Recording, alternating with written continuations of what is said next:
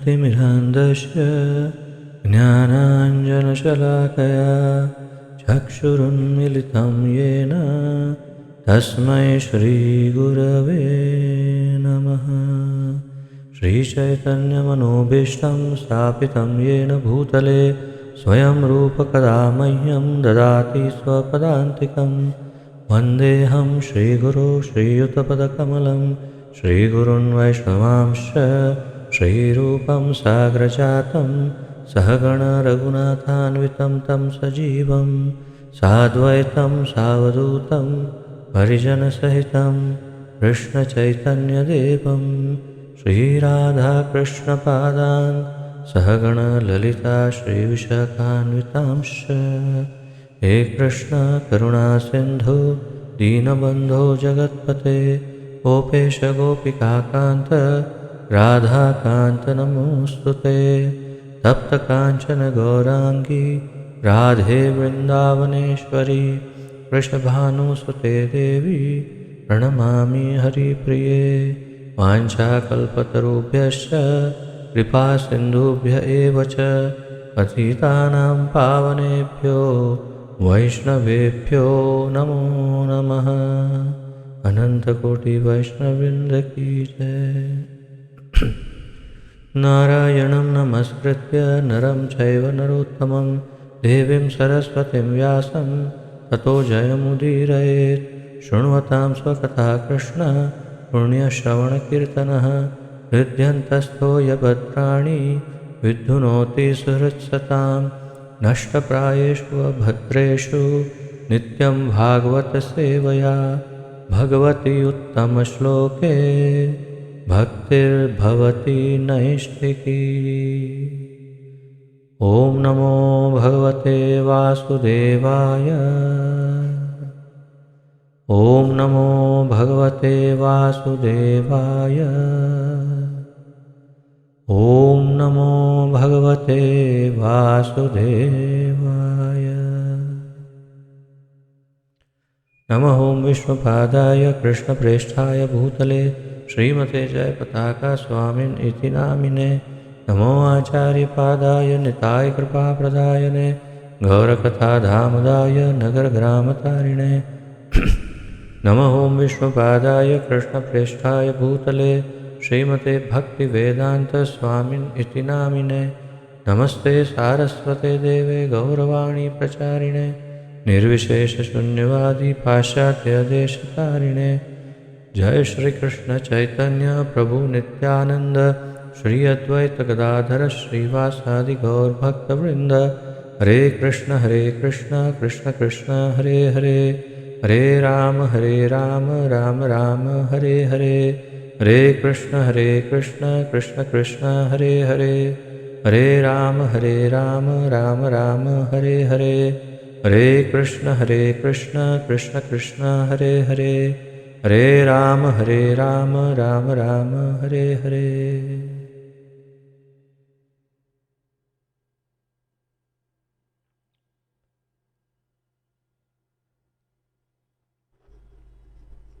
आप सबका बहुत बहुत स्वागत है आज के इस अत्यंत रसप्रद ज्ञानप्रद ज्ञान यज्ञ में, इस सत्संग कार्यक्रम में, जिसके अंतर्गत हम सम्मिलित रूप से श्रीमद् भागवत महापुराण का अध्ययन कर रहे हैं।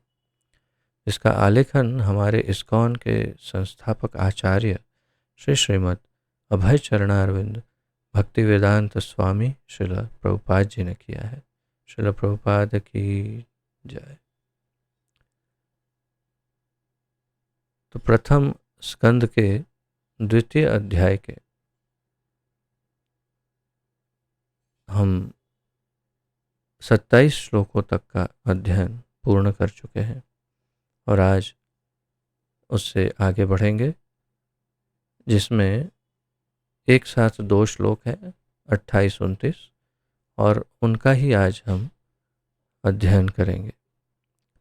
उससे पूर्व कल जो श्लोकों का हमने अध्ययन किया था उसका पुनरावर्तन करते हैं, तथापि फिर आगे बढ़ते हैं। सभी स्क्रीन पर पढ़ पा रहे हैं?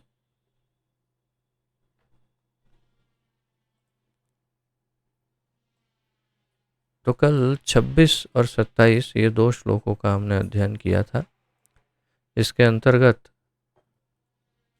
26वें श्लोक में कहा गया है, जो लोग मोक्ष के प्रति गंभीर हैं वे निश्चय ही द्वेष रहित होते हैं और सबका सम्मान करते हैं, किंतु फिर भी वे देवताओं के घोर रूपों का अस्वीकार करके केवल भगवान विष्णु तथा उनके स्वांशों के कल्याणकारी रूपों की ही पूजा करते हैं। अर्थात जो शुद्ध भक्त हैं, अर्थात जो सतोगुणी हैं, जो विशुद्ध सत्व में हैं, जो मोक्ष के कामी हैं, जो मुक्ति कामी हैं, जो आध्यात्मिक जीवन के सर्वोच्च पद पर स्थित होने के अभिलाषी हैं, वे सिर्फ विष्णु, नारायण या कृष्ण की ही पूजा करते हैं और उनके कोई भी स्व अंशों की। फिर आगे हमने 27वें श्लोक में देखा, जो लोग रजोगुणी तथा तमोगुणी हैं वे पितरों अर्थात पितरों, अन्य जीवों तथा उन देवताओं की पूजा करते हैं जो सृष्टि संबंधी कार्यकलापों के प्रभारी हैं, क्योंकि वे स्त्री, धन, शक्ति तथा संतान का लाभ उठाने की इच्छा से प्रेरित होते हैं। और फिर हमने भगवत गीता से भी अनेक श्लोक देखे और हमने पढ़ा, कामैस्तैस्तैर हृतज्ञाना प्रपद्यन्ते अन्य देवता। तो अन्य देवताओं की, नारायण, विष्णु या कृष्ण को छोड़कर अन्य जो देवता हैं उनकी शरण वे ही लेते हैं जो कामनाओं के, इच्छाओं के वशीभूत हैं, जिनका यहाँ पर वर्णन है कि जो स्त्री, धन, शक्ति तथा संतान के कामी हैं वे ही इन कार्यों को करते हैं, अर्थात अन्य देवताओं की पूजा आदि करते हैं। तो कल हमने काफ़ी अच्छा खासा इसका न्याय किया, एक प्रकार से लगभग संपूर्ण विषय कवर हुआ कि देवी देवताओं की पूजा करनी चाहिए या नहीं करनी चाहिए, या कौन करता है, क्यों करता है, उससे क्या लाभ होते हैं, क्या नुकसान होते हैं, वो सारी चर्चा कल हमने विस्तार से की थी। उसी विषय के अगले चरण में कि क्यों नारायण की या कृष्ण की ही पूजा करनी है या उन्हीं का महत्व क्यों है, वो विषय आज के इस श्लोक में बताया जाएगा। तो श्लोक का उच्चारण करते हैं और अध्ययन जारी रखते हैं।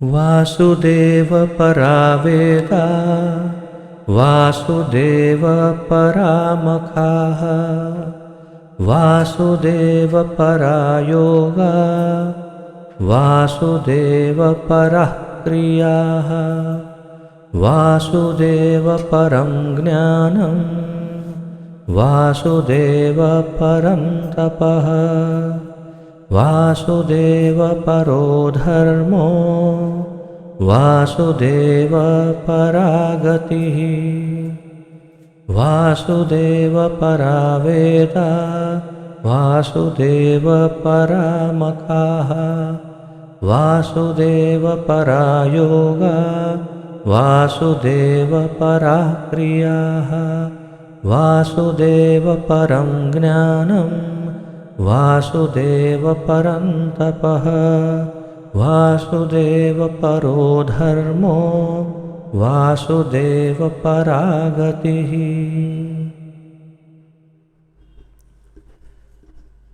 श्लोक से बिल्कुल स्पष्ट है कि यहाँ सब कुछ वासुदेव के निमित्त ही है। इस श्लोक में वासुदेव परा वेदा वासुदेव परा मखाः वासुदेव परा योगा वासुदेव परा क्रियाः वासुदेव परं ज्ञानं वासुदेव परं तपः वासुदेव परो धर्मो वासुदेव परा गतिः।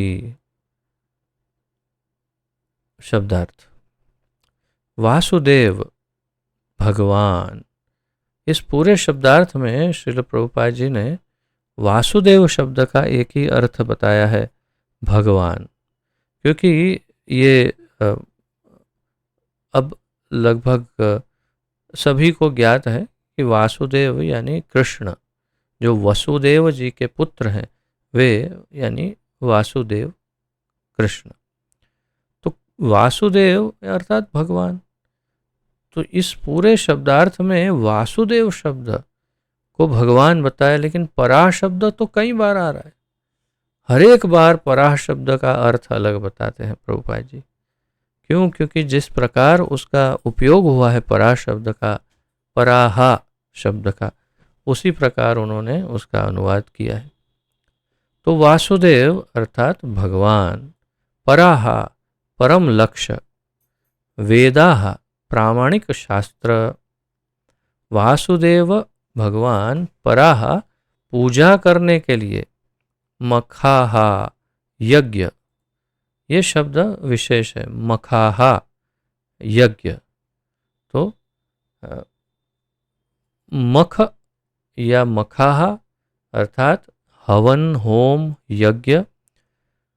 जैसे भागवत का ये श्लोक है, कृते यत् ध्यायतो विष्णुम त्रेतायाम यजतो मखैहि।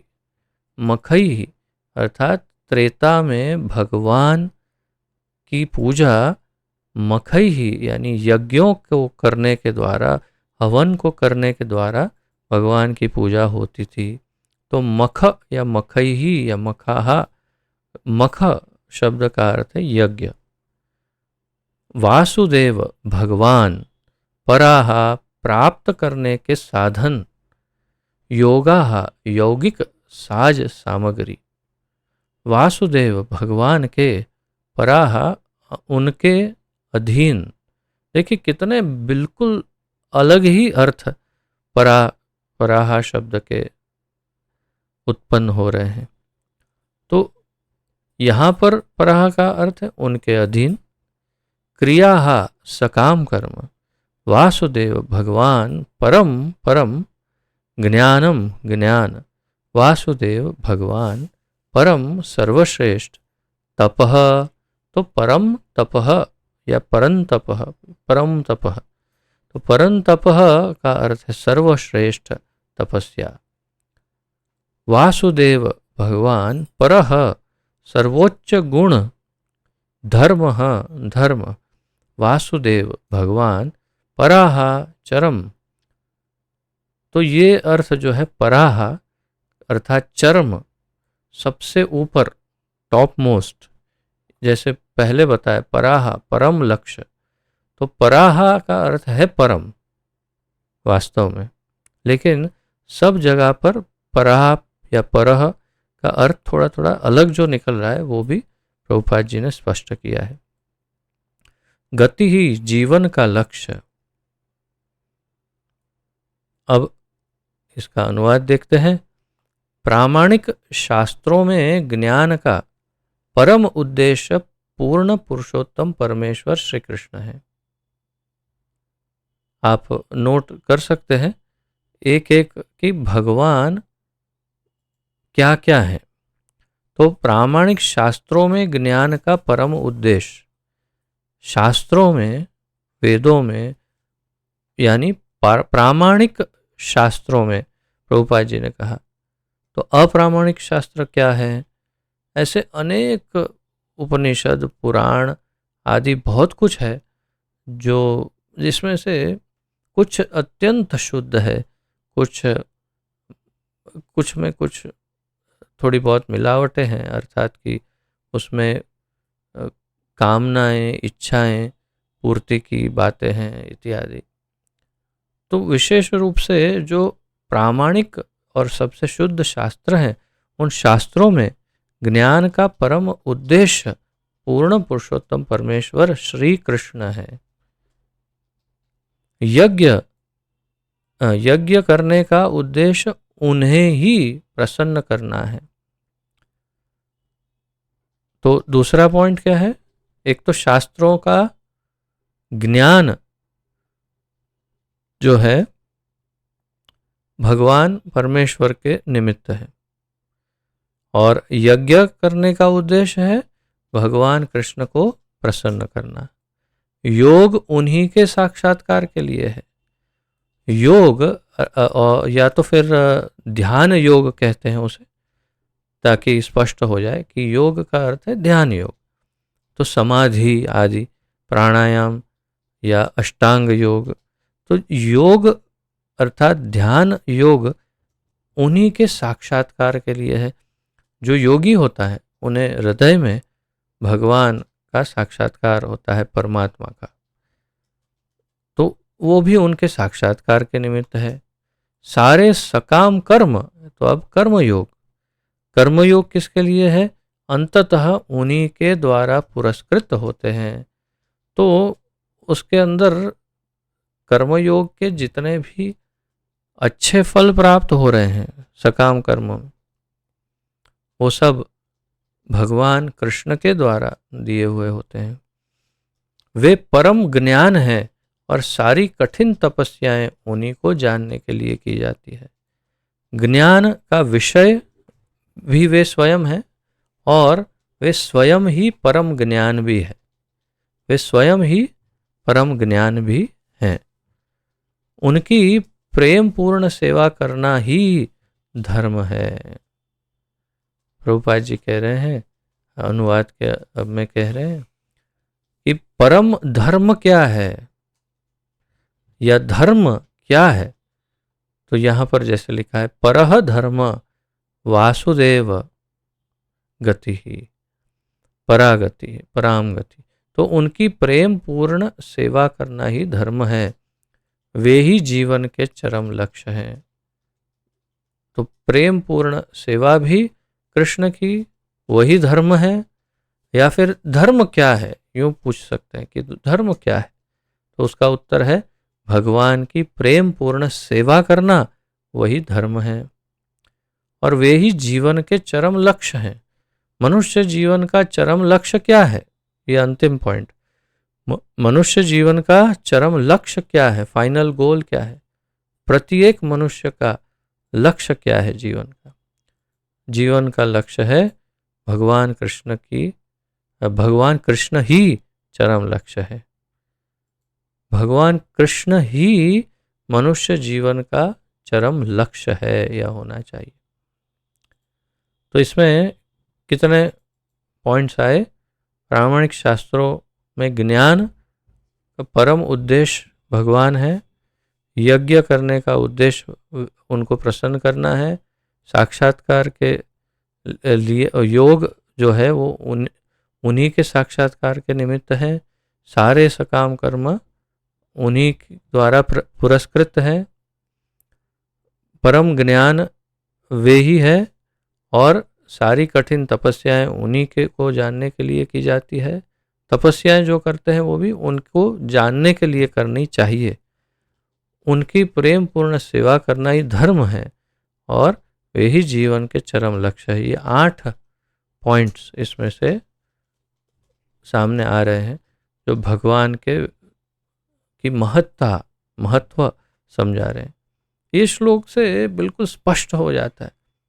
बल्कि आप किसी को भगवान का महत्व समझा रहे हैं तो उन्हें ये श्लोक बता सकते हैं कि देखिए, मनुष्य जीवन में जो कुछ भी है वो सब के परम लक्ष्य, चरम लक्ष्य स्वयं भगवान कृष्ण है। तो ये बहुत सुंदर अद्भुत श्लोक है जिसमें कृष्ण का महत्व समझाया गया है। इन 2 श्लोकों में पुष्टि हुई है कि एकमात्र भगवान श्री कृष्ण ही पूजा के पात्र हैं। वैदिक साहित्य का लक्ष्य भी यही है कि भगवान के साथ संबंध स्थापित किया जाए और हमारी भूली हुई प्रेममयी सेवा को पुनर्जीवित किया जाए।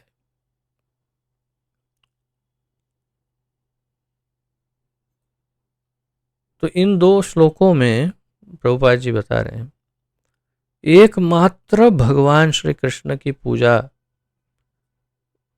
करने के लिए समर्थन किया हुआ है, और ये कहा है कि केवल वे ही इसके पात्र हैं। इसके संदर्भ में श्रीमद् भगवद गीता के महात्म्य को जो श्रीमद् आदि शंकराचार्य जी ने लिखा है बहुत ही उपयुक्त है।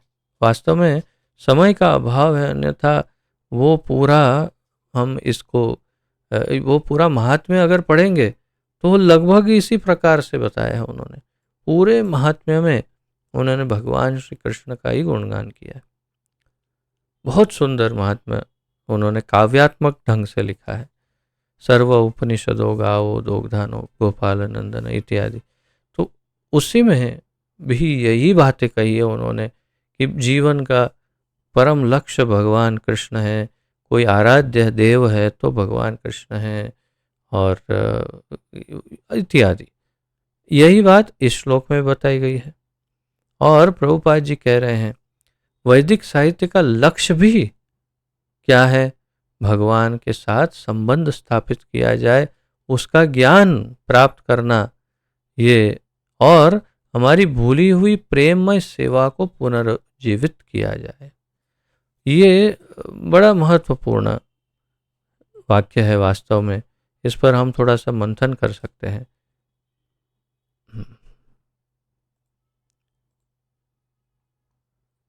वैदिक साहित्य का लक्ष्य है कि भगवान के साथ संबंध स्थापित किया जाए और हमारी भूली हुई प्रेममयी सेवा को पुनर्जीवित किया जाए। तो इस बात को इस श्लोक में भले ही ना कहा गया हो कि पुनर्जीवित करना या प्रेममयी सेवा, परंतु सत्य यही है, क्योंकि श्रील प्रभुपाद जी कोई ऐसे वैसे सामान्य आचार्य नहीं, वे महाभागवत भक्त हैं, भगवान के परम शुद्ध भक्त हैं, और भगवान के द्वारा उन्हें जो ज्ञान प्रदान किया गया है उन्हीं के आधार पर वे लिखते हैं। बल्कि वे कई बार अपने शिष्यों को बता चुके हैं कि ये मैं नहीं लिख रहा हूँ, भगवान लिखवा रहे हैं और मैं लिखता हूँ। कई बार उन्होंने अपने अलग अलग शिष्यों के को गुह्य रूप से ये बताया कि ये सब मुझे भगवान लिखवाते हैं और मैं लिखता हूँ। तो अर्थात प्रभुपाद जी यहाँ स्पष्ट कर रहे हैं कि वैदिक साहित्य का लक्ष्य भी यही है कि भगवान के साथ संबंध स्थापित किया जाए और हमारी भूली हुई प्रेममय सेवा को पुनर्जीवित किया जाए। ये वैदिक साहित्य का लक्ष्य है। क्योंकि यदि हम श्रील विश्वनाथ चक्रवर्ती ठाकुर का अगर उनकी टीका देखते हैं, पढ़ते हैं, इस श्लोक पर काफी लंबी टीका दी है श्रील विश्वनाथ चक्रवर्ती ठाकुर, और श्रील श्रीधर स्वामी ने भी उसे दो हिस्सों में दोनों श्लोकों को विभाजित करके अलग अलग टीका लिखी दोनों की। परंतु अगर हम श्रील विश्वनाथ चक्रवर्ती ठाकुर की बात करें तो उन्होंने श्रीमद् भागवत के ही अनेक श्लोकों का उदाहरण लेते हुए ये स्थापित किया है कि भगवान वासुदेव या कृष्ण ही परम लक्ष्य है। और श्रील श्रीधर स्वामी ने भी उसी प्रकार का वर्णन किया है, जिसमें उन्होंने श्लोकों का रेफरेंस कम लिया है परंतु यही स्थापित किया। परंतु प्रभुपाद जी ने इन इन इन सभी आचार्य, और भी कई आचार्य हैं जिनके आलेखन उपलब्ध हैं। प्रभुपाद जी के पास 11 टीकाएं थी, उनमें से वे लिखते थे। तो अभी जीव गोस्वामी की टीका, श्रील वल्लभाचार्य की टीका और अनेक स्वामी गोस्वामियों की टीकाओं में से वे देखते थे, परंतु सबका सारांश उन्होंने इस तरह से प्रस्तुत किया है कि उन्होंने एक अलग ही प्रकार से इसका प्रस्तुतिकरण किया है। उन्होंने श्रीमद् भगवद गीता के इतने सारे प्रमाण दिए इस श्लोक में, इतने सारे इस तात्पर्य में दिए हैं कि ऐसा लगता है जैसे हम भगवद गीता का ही अध्ययन कर रहे हैं। आप देखिएगा आगे कितने सारे श्लोकों का इसमें वर्णन आता रहेगा। भगवद गीता ही भगवद गीता, क्योंकि उससे एकदम स्पष्ट हो जाता है इस श्लोक का अर्थ है। इसीलिए प्रभुपाद जी ने इस प्रकार किया है। यही वेदों का सार तत्व है। प्रभुपाद जी कह रहे हैं कि भगवान कृष्ण को जाना जाए और उनके साथ हमारा प्रेममय संबंध पुनः स्थापित किया जाए। तो ये वेदों का सार तत्व है। इसी सिद्धांत की पुष्टि भगवान द्वारा भगवत गीता में अपने ही शब्दों में इस प्रकार की गई है। भगवान ने अपने ही शब्दों में भगवत गीता में इस प्रकार लिखा है, वेदों का चरम उद्देश्य केवल उन्हें जानना ही है। तो ये श्रीमद् भगवद गीता के 15वें अध्याय का 15वां श्लोक है। वेदेश्च सर्वैर अहम एव वेद्यो वेदांत कृत वेद विदेव चाहम। तो वेदेश्च सर्वैर अहम एव वेद्यो, अर्थात सभी वेदों का चरम उद्देश्य केवल उन्हें जानना या मुझे जानना, ऐसा भगवान कह रहे हैं, मुझे ही जानना, वही सभी वेदों का उद्देश्य है। ऐसा कहते हैं। वेदों को पढ़ने का उद्देश्य क्या है? वेदों को पढ़ कर के क्या प्राप्त करना है? भगवान वासुदेव कृष्ण के विषय में जानकारी प्राप्त करना ही वेदों का उद्देश्य है, जो भगवान स्वयं बता रहे हैं। 15.15 श्रीमद् भगवद गीता। सारे प्रामाणिक शास्त्र भगवान द्वारा श्रील व्यास देव के शरीर के रूप में अवतरित होकर भौतिक प्रकृति से बद्ध पतितात्माओं को भगवान श्री कृष्ण का स्मरण कराने के लिए निर्मित किए गए हैं। ये इंग्लिश में पढ़ना ये सेंटेंस, सारे प्रामाणिक शास्त्र।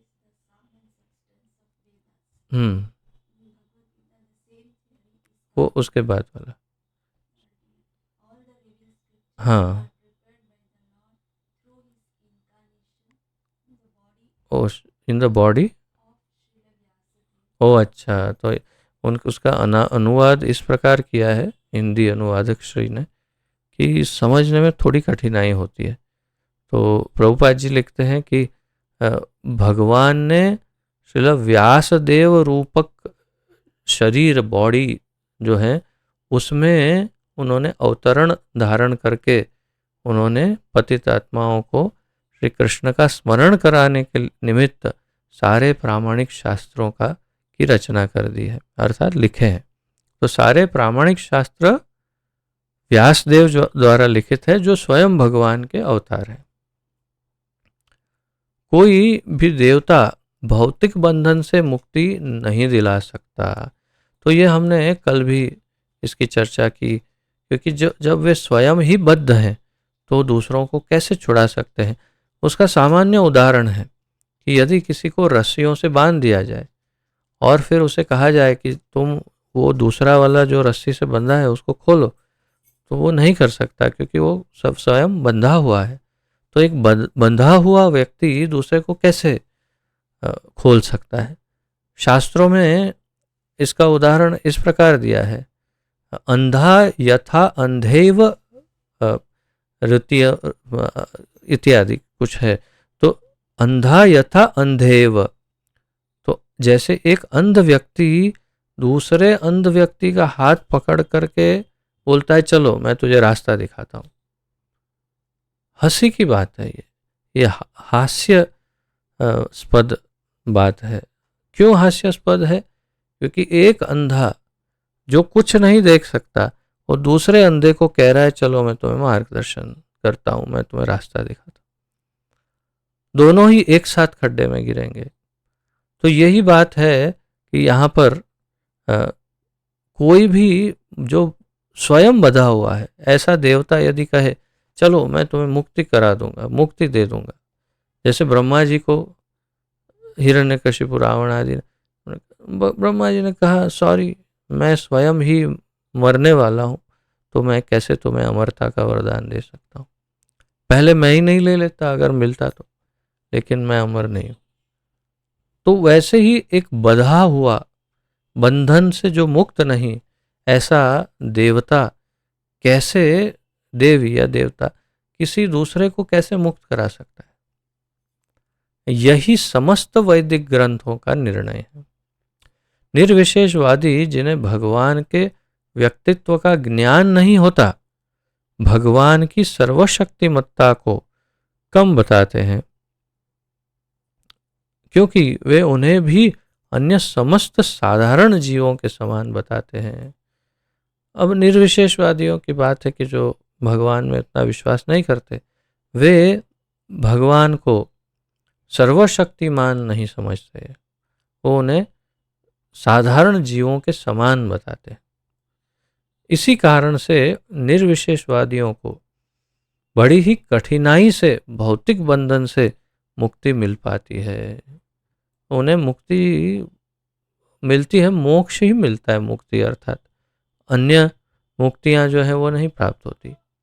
सायुज्य मुक्ति मिल जाती है, सारूप्य, सालोक्य, सामीप्य, साष्टी ये उन्हें प्राप्त नहीं होती। क्यों? क्योंकि वे भगवान के रूप में उनकी, अगर मान भी लेते हैं कि हाँ भगवान का रूप है, तो माया के अधीन है, उनको थोड़ी शक्तियाँ उतनी नहीं है, कम शक्तियाँ होती है, सर्वशक्तिमान नहीं होते। ये ऐसी ऐसी बातें, मन गढ़ंत बातें, अवजानन्ति मां मूढ़ा मानुष्यम तनु आश्रितम, मनुष्य समझते हैं मुझे, भगवान कहते हैं, वैसे ये समझते हैं, इसीलिए उनको बहुत कठिनाई के बाद मोक्ष मिल जाता है, लेकिन अन्य मुक्ति नहीं मिल पाती। वे अनेक जन्मों तक दिव्य ज्ञान का अनुशीलन करने के बाद ही उनकी शरण में जा पाते हैं। तो ये बहुत सारे जन्म लेने के बाद जो ज्ञानी हैं, निर्विशेषवादी या तत्वज्ञानी या सांख्य योगी या कोई भी जो भी ज्ञानी हैं, वो सब ज्ञानी बहुत जन्म लेने के बाद समझ पाते, ओ अच्छा अच्छा, कृष्ण ही भगवान है, चलो उन्हीं के शरण में जाना है। 7वें अध्याय भगवद गीता के 19वें श्लोक में 7.19, बहुनाम जन्मनाम अन्ते ज्ञानवान मां प्रपद्यते वासुदेव सर्वमिति स महात्मा सुदुर्लभः। बहुत ही दुर्लभ है ऐसा महात्मा, भगवान बताते हैं, जो बहुत सारे जन्म लेने के बाद, और वो ज्ञानी है, वो ज्ञानी बहुत सारे जीवन जीने के बाद, मनुष्य जन्म लेने के बाद समझ पाता है कि अच्छा भगवान वासुदेव ही सब कुछ है, चलो उनकी शरण में चलते हैं। माम प्रपद्यते, मेरी शरण में आता है, लेकिन बहुत जन्मों के बाद। और सुदुर्लभ, ऐसे अत्यंत दुर्लभ है ऐसे ज्ञानी, क्योंकि ज्ञानी कहीं ना कहीं अटक जाते हैं और मोक्ष ले करके लटक जाते हैं। बहुत अच्छा है, काव्यात्मक है। ज्ञानी कहीं ना कहीं अटक जाते हैं, मोक्ष लेकर के लटक जाते हैं। कितना सुंदर है। क्यों? क्योंकि फिर वहाँ से फिर उनकी मुक्ति कैसे होगी? फिर अगले कल्प में फिर वापस उन्हें फेंक दिया जाता है कि अब आप जा सकते हैं, फिर ट्राई करिए। कोई यह तर्क कर सकता है कि वैदिक कर्म याग्निक या यागिक अनुष्ठानों पर टिके हैं। कोई ये तर्क कर सकता है, प्रभुपाद जी कह रहे हैं कि वैदिक कर्म यज्ञ और उनके अनुष्ठानों के ऊपर टिके हैं। तो ये सत्य है, ये सत्य है, ठीक है, किंतु ऐसे सारे यज्ञ वासुदेव की वास्तविक अनुभूति के लिए भी होते हैं। उसका एक उद्देश्य है कामना पूर्ति, इच्छा पूर्ति, मनोवांछित फल प्राप्ति। ये सब मूल तो कारण यह है वैदिक अनुष्ठान यज्ञों के, परंतु उनका वास्तविक जो उद्देश्य है यज्ञों का, या होना चाहिए, वो भगवान की प्राप्ति है या भगवान को प्रसन्न करना है। वासुदेव का अन्य नाम यज्ञ है, और भगवद गीता में यह स्पष्ट कहा गया है कि सारे यज्ञ तथा कर्म यज्ञ या भगवान विष्णु को प्रसन्न करने के लिए ही किए जाने चाहिए। तो भगवान कृष्ण या विष्णु ही स्वयं यज्ञ है, और यज्ञ भगवान विष्णु या कृष्ण को प्रसन्न करने के लिए ही करना चाहिए। इसके संदर्भ में तीसरे अध्याय के भगवद गीता के तीसरे अध्याय का 9वां श्लोक है, यज्ञार्थ कर्मणो अन्यत्र लोकोयम कर्म बंधनः तद अर्थम कर्म कौन्तेय मुक्त संगय समाचरः। तो इसका अर्थ है यज्ञ अर्थात कर्मणो अन्यत्र लोकोयम कर्म बंधनः। तो यज्ञ अर्थात यज्ञार्थात यज्ञ के लिए यज्ञ करना है, तो यज्ञ के लिए यज्ञ करना है। अर्थात यज्ञ कौन है? यज्ञ अर्थात स्वयं भगवान कृष्ण या विष्णु। तो नारायण के लिए या विष्णु के लिए यज्ञ करना चाहिए।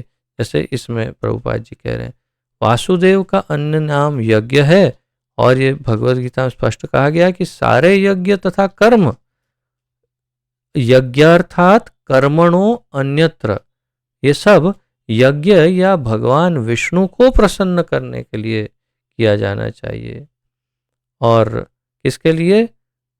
भगवान नारायण या कृष्ण या विष्णु को प्रसन्न, यानी यज्ञ को प्रसन्न करने के लिए यज्ञ किया जाता है। यही बात योग पद्धति पर भी लागू होती है। परंतु अब यहाँ योग की बात करेंगे, उससे पूर्व हम यज्ञ की बात समाप्त करते हैं। यज्ञ के संदर्भ में भगवद गीता में अन्य 2 स्थान पर भी वर्णन है। 9वें अध्याय के 24वें श्लोक में भगवान कहते हैं अहम ही सर्वयज्ञानां भोक्ता च प्रभुरेव च। अहम ही सर्वयज्ञानां भोक्ता च प्रभु एव च। मैं ही सभी प्रकार के यज्ञों के फल का वास्तविक भोक्ता हूँ और उसका प्रभु भी हूँ। अर्थात मैं ही यज्ञ हूँ, या तो यज्ञ मेरे ही लिए करना होता है। तो आप कोई भी शुद्ध यज्ञ अगर करते हैं तो उसमें विष्णु या नारायण ही सबसे इष्ट माने जाते हैं।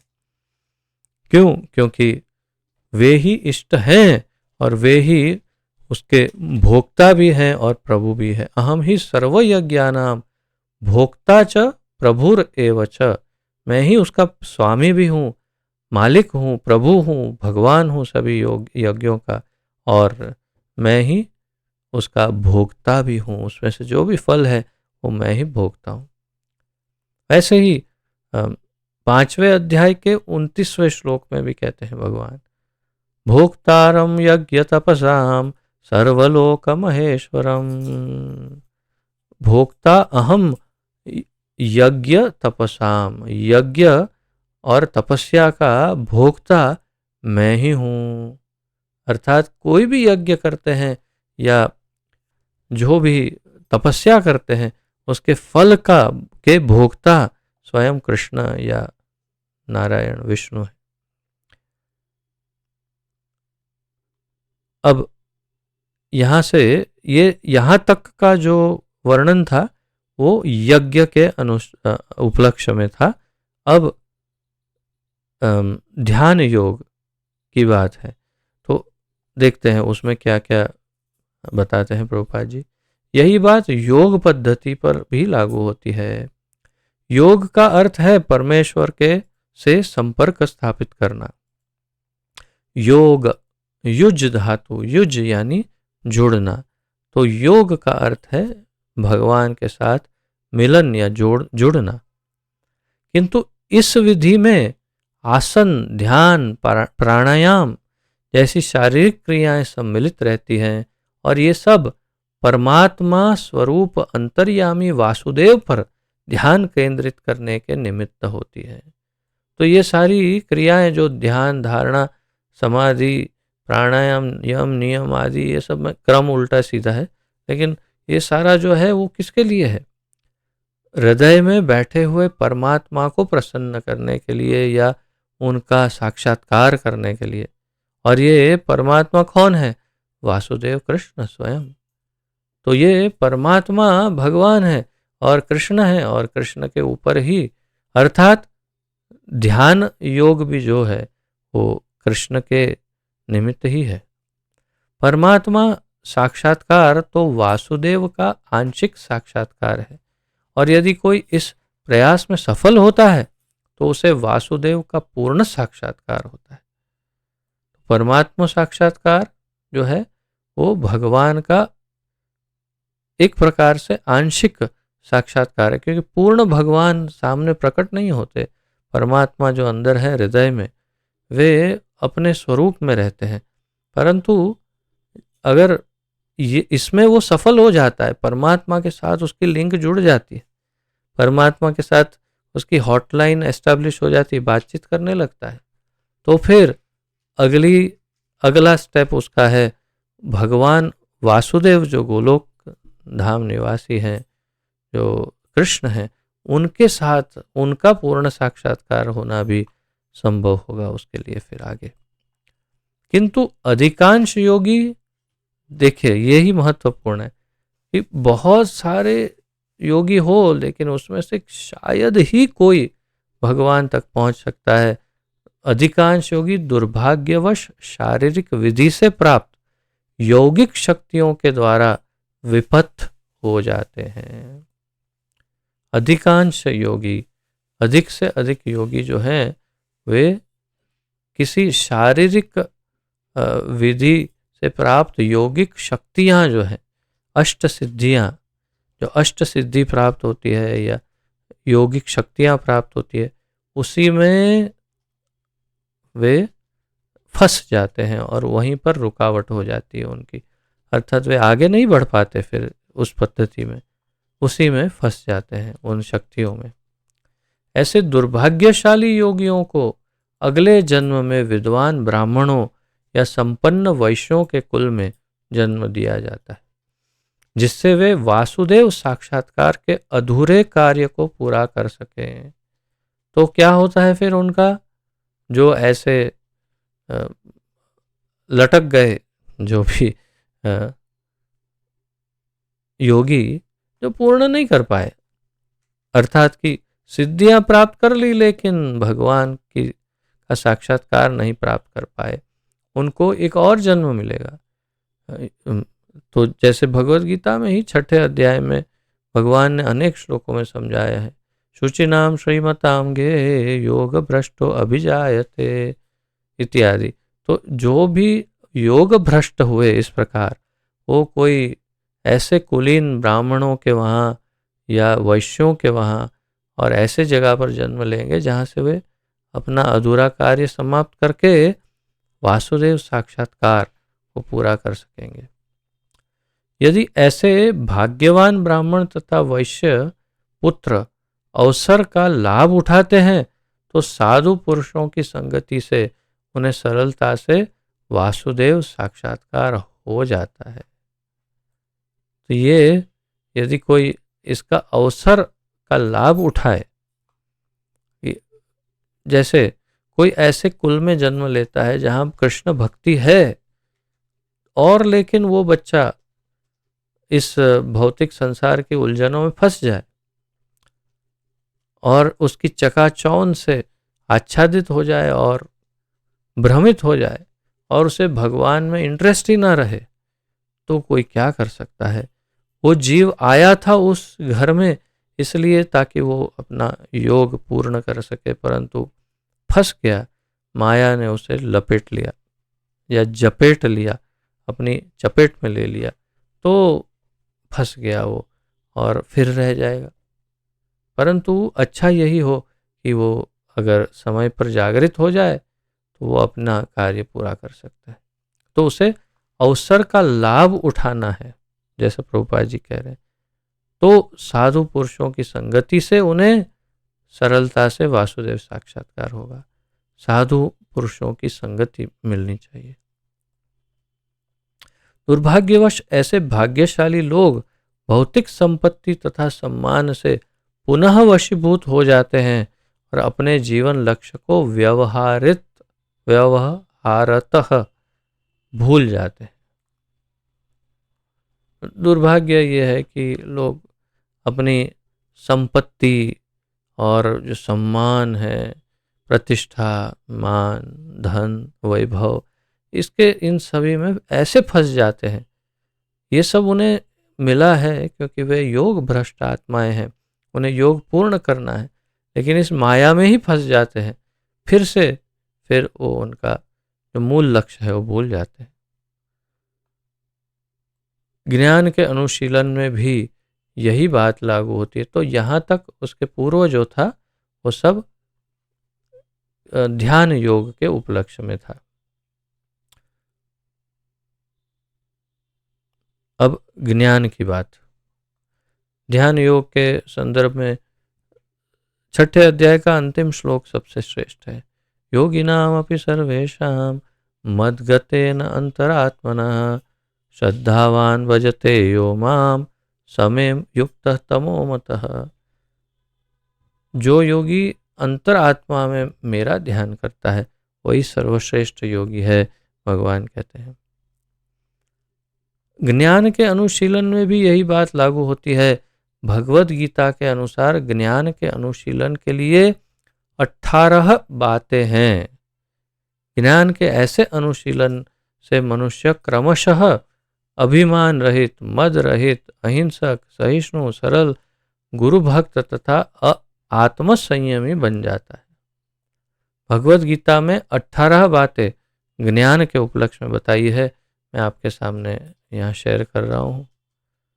13वें अध्याय में ये 8वें श्लोक से लेकर के 9, 10, 11 और 12वें श्लोक तक ये बातें हैं।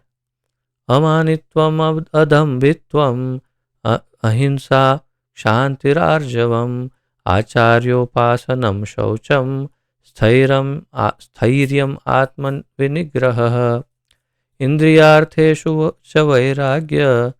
इंद्रियार्थेषु वैराग्यम अनहंकार एव च जन्म मृत्यु जरा व्याधि दुख दोषानुदर्शनम असक्तिर्न इत्यादि। तो ये सारे श्लोक जो हैं 8 से लेकर के 12 तक, उसमें भगवान क्या कह रहे हैं? विनम्रता गिनते जाइए। विनम्रता, दंभहीनता, अहिंसा, सहिष्णुता, सरलता, प्रामाणिक गुरु के पास जाना, पवित्रता, स्थिरता, आत्मसंयम, इंद्रिय तृप्ति के विषयों का परित्याग, अहंकार का अभाव, जन्म मृत्यु वृद्धावस्था तथा रोग के दोषों की अनुभूति, वैराग्य, संतान, स्त्री, घर तथा अन्य वस्तुओं की ममता से मुक्ति, अच्छी तथा बुरी घटनाओं के प्रति संभाव, मेरे प्रति निरंतर अनन्य भक्ति, मेरे प्रति भगवान कह रहे हैं, मेरे प्रति निरंतर अनन्य भक्ति, एकांत स्थान में रहने की इच्छा, जन समूह से विलगाव, किसी से कोई लगाव नहीं, अलग रहना, अकेले रहना, आत्म साक्षात्कार की महत्ता को स्वीकार करना तथा परम सत्य की दार्शनिक खोज, इन सबको मैं ज्ञान घोषित करता हूँ और इनके अतिरिक्त जो भी है वह सब अज्ञान है। भगवान ने स्पष्ट कहा ज्ञान क्या है। यहाँ 18 बातें हैं, हमने गिनी तो जरा ज़्यादा हो गई, परंतु है वास्तव में 18। इन 18 मुद्दों को भगवान ने कहा कि अगर ये किसी में है तो ये या तो ये सारे जो विषय हैं वो सब शुद्ध ज्ञान है, इनके अलावा जो कुछ भी है, अतिरिक्त जो भी है इसके, वो सब अज्ञान है। और इसमें सबसे महत्वपूर्ण क्या है? आचार्यों का मत है कि इसमें सबसे महत्वपूर्ण है मेरे प्रति निरंतर अनन्य भक्ति। ये इसका सार है इस श्लोक का।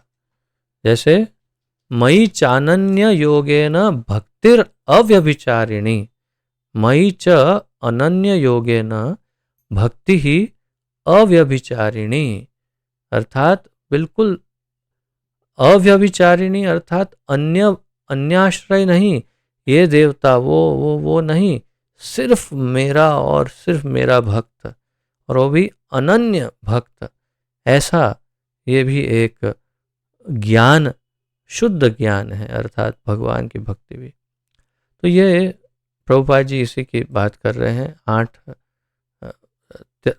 13.8 से लेकर के आगे, इसमें 18 बातें बताई है। ज्ञान के अनुशीलन से वह घर बाहर से अनासक्त हो जाता है और जन्म मृत्यु तथा जरा तथा व्याधि के कष्टों से अवगत हो जाता है। तो ज्ञान से वो घर परिवार आदि से सबसे अनासक्त हो जाता है, उनको छोड़कर चला नहीं जाता, भाग नहीं जाता, अनासक्त हो जाता है, अर्थात उनके बीच रहकर ही बिल्कुल एकदम स्थिर हो जाता है और कुछ भी अच्छा बुरा होने पर वो विचलित नहीं होता, क्योंकि वो अनासक्त हो चुका है, परंतु अपनी ड्यूटी निभाता है। ये नहीं कि सब छोड़ दिया, सबको भगा दिया घर से या अकेला हो गया, ऐसे नहीं।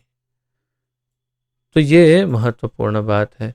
और जन्म मृत्यु जरा व्याधि के कष्टों से अवगत हो जाता है, जानता है ये सब इस शरीर को आएगा ही, लेकिन मैं शरीर नहीं हूँ। ज्ञान का सारा अनुशीलन भगवान वासुदेव की भक्तिमय सेवा में जाकर समाप्त होता है। सारा ज्ञान कहाँ समाप्त होता है?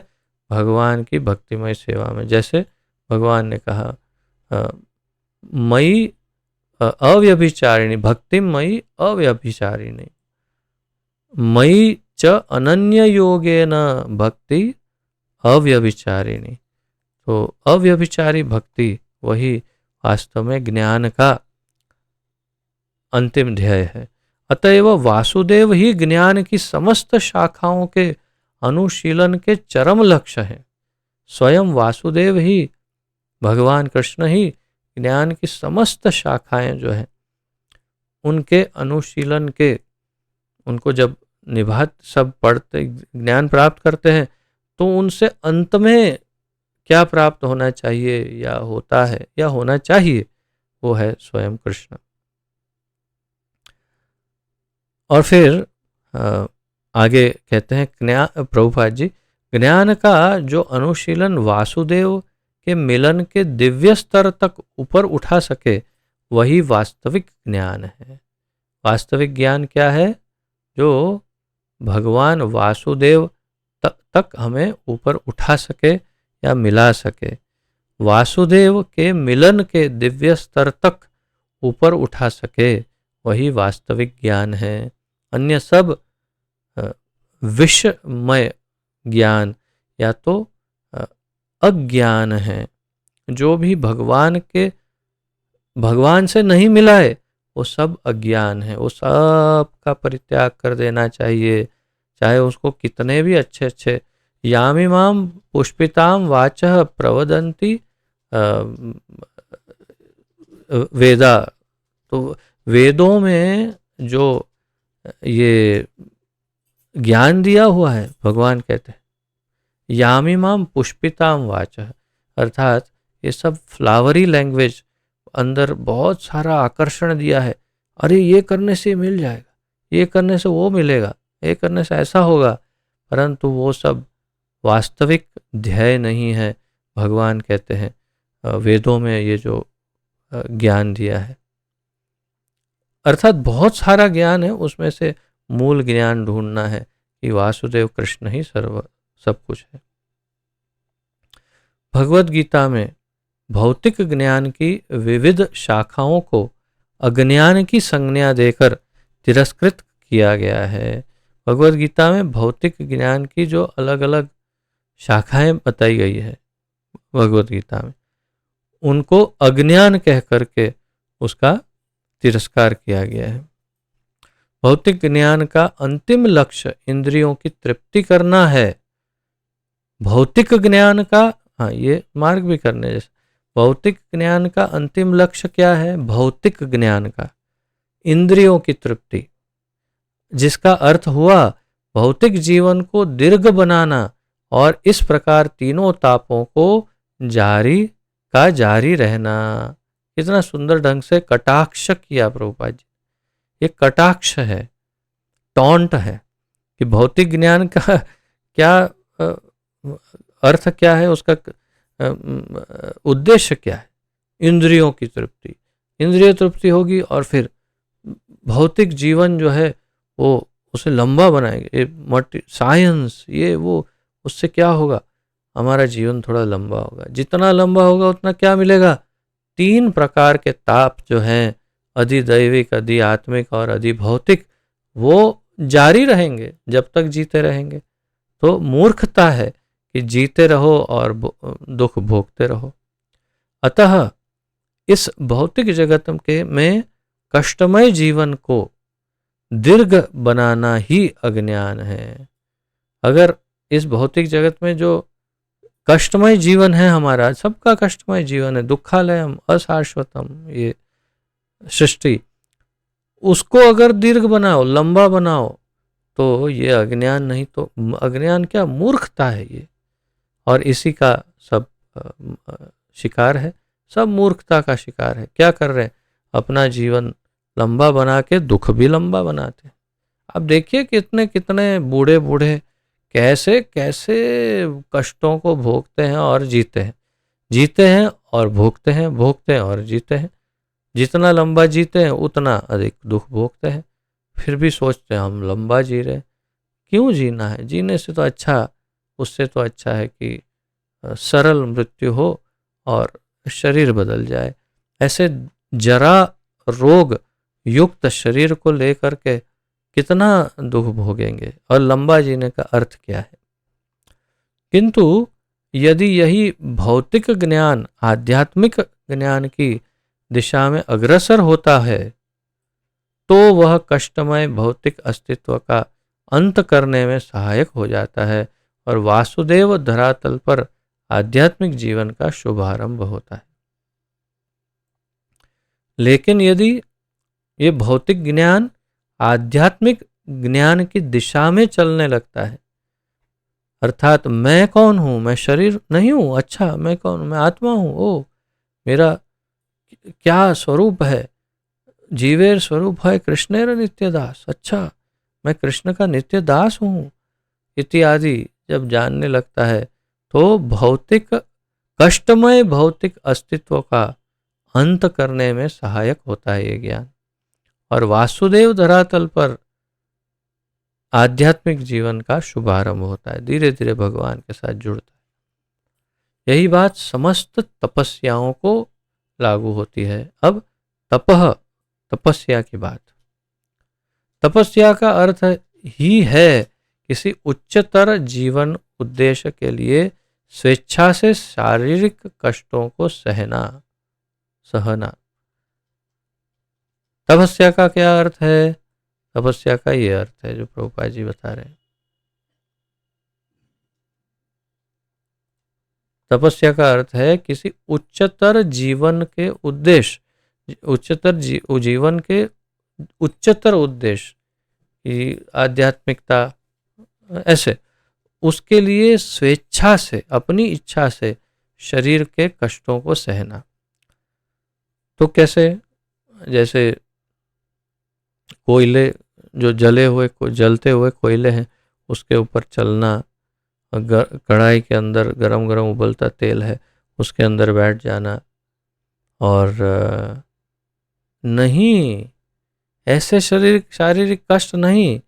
कहने का तात्पर्य है कि अतिशय एकदम महाभयानक शारीरिक कष्ट को भोगना वो तपस्या नहीं है। भगवद गीता में भगवान ने 3 प्रकार की तपस्या बताई, सात्विक तपस्या, राजसिक तपस्या और तामसिक तपस्या। तो अपने शरीर को अत्यंत कष्ट देते हैं, वो सब तामसिक और राजसिक तपस्याएं हैं। सात्विक तपस्या क्या है, वो सब प्रभुपाद जी अभी आगे समझाएंगे। रावण तथा हिरण्यकशिपु ने इंद्रिय तृप्ति को उद्देश्य बनाकर नाना प्रकार के दारुण शारीरिक कष्ट झेले थे, अति भयानक कष्ट झेले। हिरण्यकशिपु का तो वर्णन है शास्त्रों में, भागवत में वर्णन है कि किस प्रकार वो जब उसका अ, अ, जो ध्यान था, वो जब तपस्या कर रहा था, वो ऐसी चरम सीमा पर पहुंच गया जब पूरे दीमक ने उसका पूरा शरीर खाना, चींटियों ने, दीमक ने शरीर खाना प्रारंभ कर दिया। धीरे धीरे शरीर का पूरा मांस खा गई चींटियां। सिर्फ आंखों के दो गोले, पूरी हड्डियों का ढांचा और ऊपर लटकती हुई चमड़ी, उतना ही बचा था। और ऐसे शरीर के अंदर उसने अपने प्राण को पकड़ के रखा हुआ था आत्मबल से। हिरण्यकशिपु ने, कैसा भयानक तप है। ऐसा कहते हैं कि इंद्रलोक, यहाँ तक कि ब्रह्मलोक भी जलने लग गया। इंद्रलोक पूरा, इंद्रासन जल गया। इतना भयानक तप की अग्नि उसमें से प्रकट हो रही थी। तो दारुण शारीरिक कष्ट झेले उसने। किसके लिए? इंद्रिय तृप्ति को उद्देश्य बनाकर। उसे अंततोगत्वा भगवान बनना था और सदैव इंद्रियों का भोग करते रहना था। इसीलिए कभी कभी आधुनिक राजनेता नेता भी अपना राजनीतिक काम साधने के लिए कठिन तपस्याएं करते हैं। राजनीतिक नेता भी कभी कभी बहुत कठिन तपस्या करके कुछ प्राप्त करना चाहते हैं। यह वास्तव में तपस्या नहीं है। मनुष्य को चाहिए कि वासुदेव को जानने के लिए स्वेच्छा से शारीरिक असुविधाएं स्वीकार करें, क्योंकि वास्तविक तपस्या की यही विधि है। वास्तविक तपस्या की क्या विधि है? प्रभुपाद जी बता रहे हैं, वास्तविक तपस्या शारीरिक क्रूरता, तकलीफ, कष्ट, भयानक वेदना, ऐसा नहीं है। असुविधाएं, अर्थात कि उदाहरण, एक सामान्य उदाहरण कि यदि मुझे भोजन में रोज लड्डू, पेड़े, रसगुल्ला, ये वो आदि सब मिठाई, मिष्ठान मिल रहा हो और 56 भोग मिल रहे हो, तो नहीं खाना। खिचड़ी खाना, सादा या साधारण भोजन करना और अपनी इंद्रियों को वश में रखना, तो ये तपस्या जो है वो सात्विक और भगवान के को प्रसन्न करने के निमित्त है। ये तपस्या उचित है। परंतु ये है कि खाना ही नहीं, क्या करना? तो सिर्फ पानी पीना, पानी भी नहीं पीना, ऐसे ही रहना तो फिर मर जाना, और क्या करना? तात्पर्य ये है कि अब ये सब हिरण्यकशिपु कर सकते हैं, हम कैसे कर सकते हैं? वो तो जय और विजय भगवान के पार्षद हैं, उनमें ऐसी शक्तियां भी थी। अन्यथा अन्य सारी तपस्याएं रजोगुणी तथा तमोगुणी मानी जाती है। यदि उद्देश्य भगवान की प्रसन्नता न हो तो वो तपस्या रजोगुणी और तमोगुणी ही मानी जाएगी। रजोगुण तथा तमोगुण से जीवन के कष्टों का अंत नहीं हो सकता। केवल सत्व गुण ही जीवन के तीनों तापों को कम कर सकता है। भगवान कृष्ण के माता पिता के रूप में प्रख्यात वसुदेव तथा देवकी ने वासुदेव को पुत्र रूप में प्राप्त करने के लिए तपस्या की थी। कुछ हजार वर्ष तक ये वसुदेव जी और देवकी, उन्होंने अपने पूर्व जन्म में बहुत ही घोर तपस्या की, और जब भगवान प्रकट हुए तो उन्होंने वरदान मांगा कि हमें आपके जैसा पुत्र चाहिए, आपके जैसा पुत्र चाहिए। तो भगवान ने कहा, मेरे जैसा और कोई नहीं है, मत्तः परतरम नान्यत् किंचित् अस्ति। मेरे जैसा कोई नहीं है, इसलिए अगर आपकी इच्छा पूरी करनी है तो मुझे ही आपके पुत्र के रूप में आना पड़ेगा।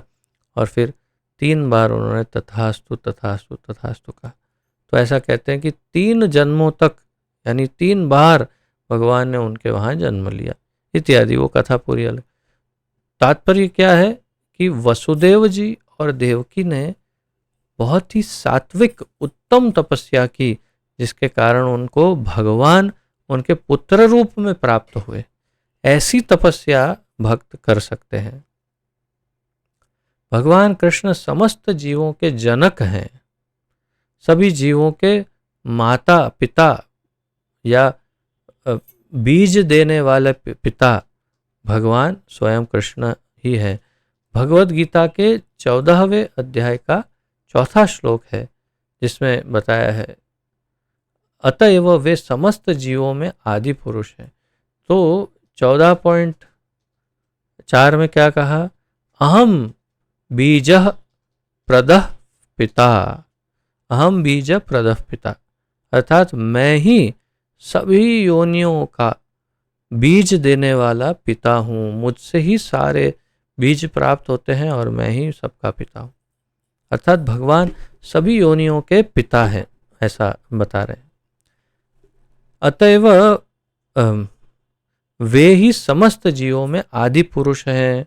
क्यों आदि पुरुष हैं? क्योंकि सबके पिता वो है, इसलिए। वे ही समस्त भोक्ताओं में आदि भोक्ता हैं, अतएव कोई उन्हें उत्पन्न करने वाला पिता नहीं हो सकता, जैसा कि अज्ञानी लोग सोचते हैं। तो वसुदेव और देवकी उनके पिता थे, माता थे, अर्थात वो रोल निभा रहे थे। भगवान का कोई माता और पिता कैसे हो सकता है? वसुदेव तथा देवकी की घोर तपस्या से प्रसन्न होकर भगवान कृष्ण ने उनका पुत्र रूप बनना स्वीकार किया। अतएव यदि कोई तपस्या करनी है तो ज्ञान की पराकाष्ठा वासुदेव को लक्ष्य बनाकर ही की जानी चाहिए। ये महत्वपूर्ण वाक्य। अतएव यदि कोई तपस्या करना चाहता है, तपस्या करनी है किसी को, तो ज्ञान की पराकाष्ठा जो है भगवान वासुदेव, उनको लक्ष्य बनाकर ही तपस्या करनी चाहिए, तभी वो सफल तपस्या होगी।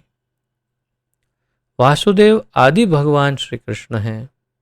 जैसा कि पहले कहा जा चुका है, आदि भगवान असंख्य रूपों में अपना विस्तार करते हैं। तो पहले भी इसकी चर्चा हुई कि भगवान अलग अलग रूपों में विस्तरित होते हैं। रूपों का ऐसा विस्तार उनकी विविध शक्तियों द्वारा संभव हो पाता है। भगवान की विविध शक्तियां जो हैं वे अनेक रूपों में प्रकट होती हैं। उनकी शक्तियां भी अनेकानेक हैं, विशेष रूप से 3, परंतु ऐसे अनेक शक्तियां हैं। गुणता में उनकी अंतरंगा शक्तियां श्रेष्ठ होती हैं और बहिरंगा शक्तियां निकृष्ट होती हैं। तो भगवान की 3 मुख्य अंतरंगा, तटस्था और बहिरंगा शक्ति। अंतरंगा शक्ति यानी श्रीमती राधा रानी और उनके विस्तार सभी, और तटस्था शक्ति यानी सारे जीव, और बहिरंगा शक्ति यानी प्रकृति या माया, महामाया। तो महामाया बहिरंगा जो है वो निकृष्ट है, नीच कोटि में है, निम्न कोटि में, तथा तटस्था शक्ति जीव उससे ऊपर है और उससे भी ऊपर है अंतरंगा शक्ति। भगवद गीता के 7वें अध्याय के 4थे श्लोक से लेकर 6ठे श्लोक तक में इन्हें क्रमशः परा तथा अपरा प्रकृति कहा गया है। तो भगवान 7.4 से लेकर 7.6 तक परा तथा अपरा प्रकृति का वर्णन करते हैं, जिसमें वे भूमिरापो नलो वायु खम मनोबुद्धिरेव च इत्यादि वो कहते हैं। फिर उसके बाद वाले श्लोक में कहते हैं अपरेयम इतिस्तु अन्याम। अपरे तो ये एक और इससे ऊपर मेरी पराशक्ति है जो इससे ऊपर है। किससे? भिन्ना प्रकृति अष्टधा, यानी जो प्रकृति जो शक्ति है उससे ऊपर एक और पराशक्ति है, और वो कौन है? सब जीवात्मा। और उससे भी आगे फिर अंतरंगा शक्ति है, उसका भी वर्णन है। तो अतएव अंतरंगा शक्तियों के द्वारा विविध रूपों में होने वाला उनका विस्तार श्रेष्ठ होता है, और बहिरंगा शक्तियों द्वारा होने वाला विस्तार निकृष्ट होता है। ये बड़ा महत्वपूर्ण पॉइंट है। इस पॉइंट में बहुत बहुत महत्वपूर्ण मैसेज है इस वाक्य में। अंतरंगा शक्तियों के द्वारा जितने विविध रूपों में विस्तार होते हैं भगवान के, वो श्रेष्ठ होते हैं, और बहिरंगा शक्तियों के द्वारा जो विस्तार होते हैं, जो भिन्नांश या विभिन्नांश कहलाते हैं, वो निकृष्ट होते हैं, यानी निम्न कोटि के होते हैं। तो जो अंतरंगा शक्ति के द्वारा प्रकट रूप हैं वो सब उत्तम होते हैं और सब विष्णु तत्व होते हैं। जीवात्माएं भी उन्हीं के विस्तार या अंश हैं। जीवात्माएं भी भगवान के विस्तार हैं, अंश हैं, लेकिन अंश है, अंश ही नहीं, या भगवान नहीं होता। जो जीवात्माएं उनकी अंतरंगा शक्ति के विस्तार से उद्भूत होते हैं वे नित्य मुक्त होते हैं, और जो भौतिक शक्तियों से उद्भूत होते हैं वे नित्य बद्ध होते हैं। नित्य मुक्त कौन है और नित्य मुक्त कौन है, उसकी व्याख्या इसमें की गई है। जो जीवात्माएं उनकी अंतरंगा शक्ति के विस्तार से उद्भूत होते हैं वे नित्य मुक्त होते हैं, और जो भौतिक शक्तियों से उद्भूत होते हैं वे नित्य बद्ध होते हैं। स्पष्ट समझिए, नित्य मुक्त कौन है, नित्य बद्ध कौन है? जो अंतरंगा शक्ति से जो विस्तरित हुए वो नित्य मुक्त है, और जो बहिरंगा शक्ति से प्रकट हुए वो सब नित्य बद्ध है। अतएव ज्ञान, तप, त्याग तथा कर्म का सारा अनुशीलन हम पर पड़ने वाले प्रभावों को बदलने के लिए किया जाना चाहिए। तो ये ज्ञान, तप, त्याग, कर्म आदि ये सब किसके लिए करना चाहिए? हम पर जो इन सब का प्रभाव पड़ता है, प्रकृति और उनके विभिन्न विस्तारों का, उससे बचने के लिए, उनके प्रभावों को बदलने के लिए इसका प्रयोग किया जाना चाहिए, अनुशीलन। इस समय हम सभी भगवान की बहिरंगा शक्ति द्वारा नियंत्रित हो रहे हैं। अतएव इसके प्रभाव या फल को बदलने के लिए हमें आध्यात्मिक शक्ति का अनुशीलन करना चाहिए। प्रभुपाद जी का ये परामर्श है, सलाह है हमें सबको कि हम सब भगवान की बहिरंगा शक्ति, माया शक्ति जो है, प्रकृति, उससे नियंत्रित हो रहे हैं। इसलिए हमें इसे बदलना होगा और हमें आध्यात्मिक शक्ति, अंतरंगा शक्ति का अनुशीलन करना होगा, या उनको फॉलो करके उन्हें प्रसन्न करना होगा। भगवत गीता में कहा गया है कि जो महात्मा हैं या जिनके हृदय इतने विशाल हो चुके हैं कि वे भगवान कृष्ण की सेवा में लगे रहते हैं, वे अंतरंगा शक्ति के वश में रहते हैं, और इसका फल यह होता है कि ऐसे विशाल हृदय वाले लोग बिना विचलित हुए भगवान की सेवा में लगे ही रहते हैं। ये पूरा श्लोक जो है वो 9.13, महात्मानस्तु मां पार्थ दैवीं प्रकृतिम आश्रिताः भजन्ति अनन्यमनसो ज्ञात्वा भूतादिम अव्ययम्।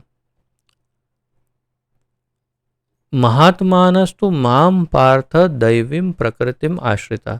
जो महात्मा है, जो भगवान के शुद्ध भक्त हैं, जो भगवान के आश्रित हैं, वे उनको दैवीं प्रकृतिम आश्रिता कहा, अर्थात कि वे दैवी प्रकृति, प्रकृति और दैवी प्रकृति, प्रकृति यानी बहिरंगा शक्ति, लेकिन दैवी प्रकृति यानी अंतरंगा शक्ति या योग माया शक्ति या चित्त शक्ति कह सकते हैं, उनके आश्रय में महात्मा रहते हैं, प्रकृति के आश्रय में नहीं रहते। और फिर भजन्ति अनन्य मनसो, वे मेरा अनन्य भाव से भजन करते हैं, मेरा कीर्तन करते हैं, मेरी भक्ति करते हैं, और ज्ञात्वा भूत आदिम अव्ययम। इस प्रकार भगवान इसका अर्थ समझा रहे हैं। यही जीवन का लक्ष्य होना चाहिए और यही समस्त वैदिक साहित्य का निर्णय है। जीवन का परम लक्ष्य क्या होना चाहिए? भगवान वासुदेव की भक्ति,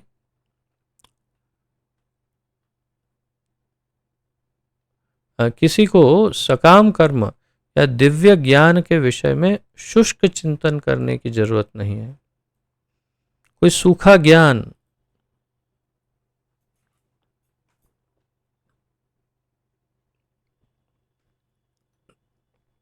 प्राप्त करने की जरूरत नहीं है। रूखा सूखा ज्ञान, ये ऐसा है, ये ऐसा होता है, ये वैसा होता है, इसका ये विज्ञान है। भगवान और उनकी प्रेममय लीलाओं का ज्ञान मिलेगा तो बस पर्याप्त है, और कोई ज्ञान नहीं चाहिए। सभी को चाहिए कि तुरंत भगवान की दिव्य प्रेममय सेवा में लग जाएं। मनुष्य को न तो उन विभिन्न देवताओं की पूजा करनी चाहिए जो सृष्टि की उत्पत्ति, पालन तथा संहार का कार्य करने वाले भगवान के हाथ की भांति हैं। तो किसकी पूजा? किसी देवी देवता की नहीं, किसी की भी नहीं, किसी की भी अन्य देवी देवताओं की पूजा की आवश्यकता नहीं है। लेकिन उनका अनादर नहीं करना है, वो मैंने कल समझाया था कि बिल्कुल अनादर नहीं करना, लेकिन उनकी विशेष पूजा कुछ करने की आवश्यकता नहीं। ऐसे असंख्य शक्तिशाली देवता हैं जो भौतिक जगत की बाह्य व्यवस्था की देखरेख करते हैं। इस ब्रह्मांड में या संपूर्ण भौतिक सृष्टि में अलग अलग लोक हैं, अलग अलग बहुत सारे अलग अलग स्तर के लोक हैं, सब अलग अलग लोग भी हैं या अलग अलग जीव हैं। सब में इन सब का संचालन करने के लिए भगवान ने देवताओं को नियुक्त किया और कहा कि आप ये संभालिए, आप ये संभालिए, ये संभालिए। तो ये शक्तिशाली देवता हैं, परंतु भगवान द्वारा शक्ति प्रदत्त। वे सब भगवान वासुदेव के सहायकों के समान हैं। ये सारी चर्चा हमने कल की थी भगवद गीता के श्लोकों में। यहाँ तक कि ब्रह्मा जी तथा शिव जी की गणना भी देवताओं में होती है। शिव जी और ब्रह्मा जी की गणना भी देवताओं में होती है, किंतु भगवान विष्णु या वासुदेव तो सदा दिव्य पद पर रहते हैं। यद्यपि वे भौतिक जगत के सतोगुण को स्वीकार करते हैं, किंतु फिर भी वे समस्त भौतिक गुणों से परे रहते हैं। शास्त्रों में एक श्लोक है, पद्मपत्रम इवाहम भसा। पद्मपत्र, पद्मपत्र यानी एक कमल का पत्ता, कमल की पंखड़ी, उसके ऊपर आप जल डालो, कुछ क्षण रहेगा, सारा जल गिर जाएगा। जल में रहता है लेकिन गीला नहीं होता है कमल। कितना आश्चर्य है ना, जल में रहता है लेकिन गीला नहीं होता। वैसा ही भगवान का गुण है। तो इसीलिए कहा कि यद्यपि वे भौतिक जगत के सतोगुण को स्वीकार करते हैं, लेकिन वे समस्त भौतिक गुणों से परे रहते हैं। त्रिगुणातीत है भगवान। भले ही ऐसा लगता है कि वे सत्व गुण में स्थित है, लेकिन सत्य वो नहीं है। निम्नलिखित उदाहरण से यह बात और स्पष्ट हो जाएगी। एक बंदी गृह में बंदी होते हैं और बंदी गृह के व्यवस्थापक भी होते हैं। तो एक बंदी गृह यानी कि एक जेल में एक कैदी होते हैं और जेलर भी होते हैं, व्यवस्थापक। किंतु बंदी तथा व्यवस्थापक दोनों राजा के नियमों से बंधे होते हैं, लेकिन इन सब का संचालन सरकार या तो राजा करते हैं। लेकिन यदि कभी कभार राजा बंदी गृह में आता है तो वह बंदी गृह के नियमों से बंधा नहीं होता। लेकिन अगर कभी राजा आ गया जेल में ऐसे ही घूमने के लिए, चलो देखें क्या चल रहा है, तो वो बंदी गृह के नियमों से नहीं बंध जाता। जो जेल में आया वो कैदी, ये सत्य नहीं है। यही कहना चाहते हैं कि जेल में आया वो कैदी, ऐसे नहीं है। राजा सदैव बंदी गृह के नियमों से परे होता है, ठीक उसी तरह जिस तरह भगवान इस भौतिक जगत के नियमों से परे होते हैं।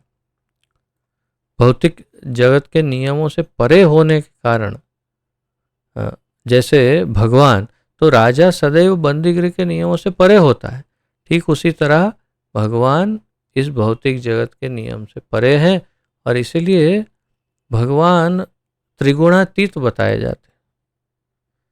सत्व गुण में रहते हैं, तमो में भी रह जाए, रजो में, किसी भी गुण में रह जाए, लेकिन भगवान को वो छूते नहीं। पद्म पत्रम इवाम बसा, जैसे मैंने कहा। तो एक कमल की पंखड़ी पे जैसे जल नहीं ठहरता, वैसे ही वो गुण उनके ऊपर ऐसे आकर के गिर जाते हैं, बह जाते हैं, लेकिन भगवान को उससे कोई भी अंतर नहीं पड़ता। ये इसका विज्ञान है। तो इस प्रकार ये बहुत ही महत्वपूर्ण श्लोक, इसके अंदर हमने देखा कि भगवान वासुदेव कृष्ण ही सभी के मूल अंतिम ध्येय होते हैं या होने चाहिए। इसके साथ ही हम यहाँ पर आज विराम लेते हैं। यदि किसी का कोई प्रश्न, उत्कंठा, जिज्ञासा आदि हो, प्रस्तुत कर सकते हैं।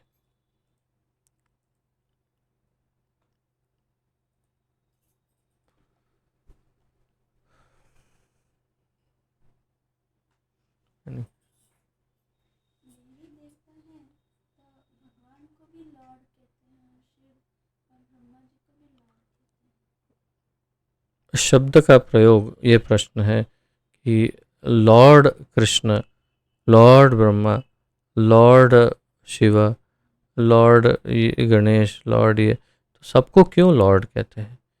तो वास्तव में ये देवत्व, जो देवत्व है, देवत्व सभी में है, सभी में देवत्व है, परंतु एक उन देवों में से एक देव ऐसा है जो भगवान है, और वो है कृष्ण।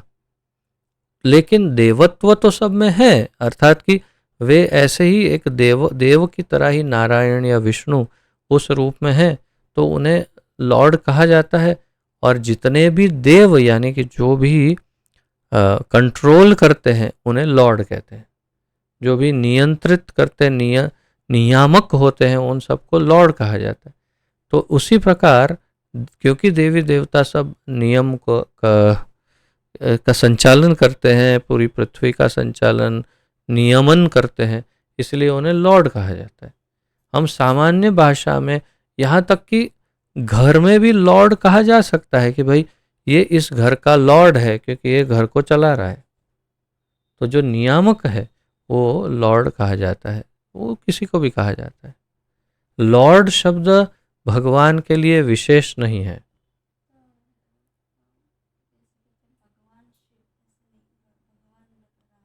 भगवान राम, भगवान शिव, भगवान नारायण, भगवान ब्रह्मा लगभग नहीं कहा जाता। शिव जी तक तो भगवान कहा जाता है, लेकिन ब्रह्मा जी को भगवान नहीं कहा जाता। लॉर्ड ब्रह्मा कहते हैं, लेकिन गॉड ब्रह्मा कभी नहीं कहते। That is the difference. Okay, यदि किसी का और कोई प्रश्न आदि ना हो तो फिर यहाँ विराम लेते हैं। पतित पावन, अच्छा, ओके, शिव शंकर प्रभु बताइए। हरे कृष्ण प्रभु, जय। तो ये प्राह बताया आपने, संस्कृत शब्द अर्थ। प्राह का जो मतलब हर में एक ही नहीं होता है, सर में अलग कैसा होता है? मतलब क्या क्या, धीरे धीरे बोलिए, समझ में नहीं आ रहा है। जो प्राह है ना, प्राह, हाँ हाँ, प्राह, हाँ हाँ हाँ। तो वो उनका इसमें मतलब क्या है, संस्कृत में हर एक शब्द के कई कई अर्थ है। एक एक शब्दों के बहुत बहुत अर्थ है। संस्कृत शब्दकोश, एक डिक्शनरी होती है, उसको आप देखेंगे तो एक शब्द के कई पर्यायवाची या समानार्थी शब्द बहुत मिल जाएंगे। संस्कृत में ये विशेष है। तो एक ही शब्द को जब अलग व्यवस्था में उपयोग में लेते हैं तो उसका अर्थ अलग निकलता है। ये संस्कृत की सुंदरता है, जो अन्य भाषाओं में नहीं है। एंड शब्द, जो ए एंड डी इंग्लिश में एंड है, तो वो एंड को आप कहीं भी उपयोग में करो तो ये और वो वही अर्थ होगा। परंतु आप जैसे प्राह है, च या ये कई कई शब्द ऐसे हैं जिनका उपयोग जब जैसे करो उस परिस्थिति के अनुसार उसका अर्थ बदल जाता है।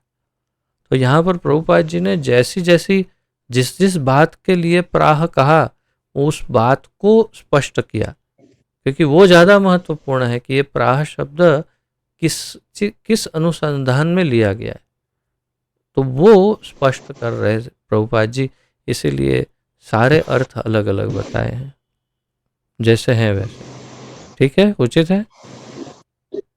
ओके, बहुत अच्छा प्रश्न है। और किसी का प्रश्न कोई?